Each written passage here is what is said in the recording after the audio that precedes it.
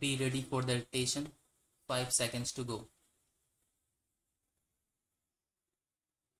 Sir, a new feature is being introduced in the Companies Act which was never there before, neither in the Companies Act 1913 nor the Companies Act 1956 or the various amendments that have been made since 1956.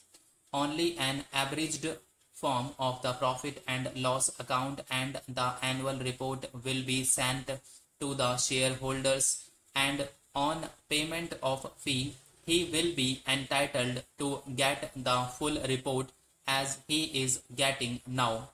If the Honorable Minister looks into the representations from various shareholders associations over the years, you will find that even the existing requirement of information to be provided to the shareholders is not enough. In fact, shareholders associations have already represented that the information given to them should be much more specific. In companies which have got various divisions, it should be division wise. There are a lot of other features which they have pointed out from time to time. Here we find a bill which has been ostensibly brought to protect these very small shareholders and depositors, which takes away even the existing rights being given to them. It is a very serious matter in corporate functioning, as we have seen over the last few years. I may venture to say that even the Structure Committee recommendations have become a little out of date, because in the last 5 years, especially after this government has come to power, there has been a sea change in the operation of the corporate sector.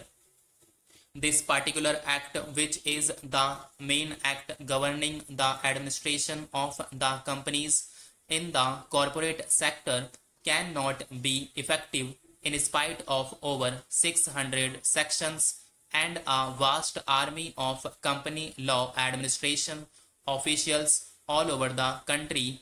The small depositors and the shareholders will always be left at the mercy of a certain government bureaucrat or a certain department.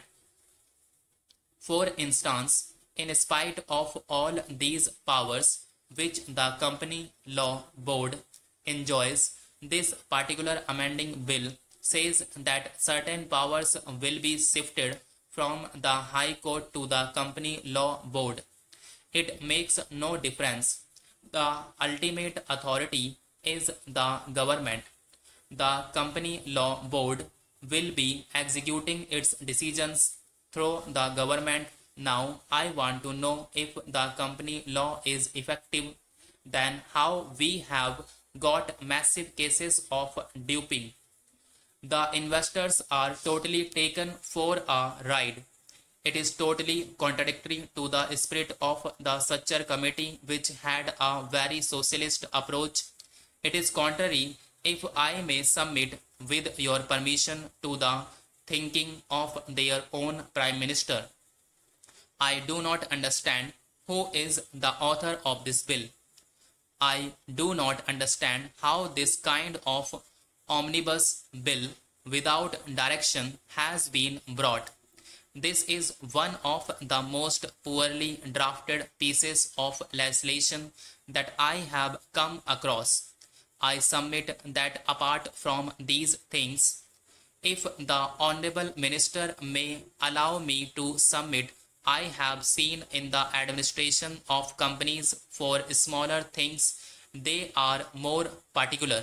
If a company is not filing some paper or on time, promptly they will send a notice.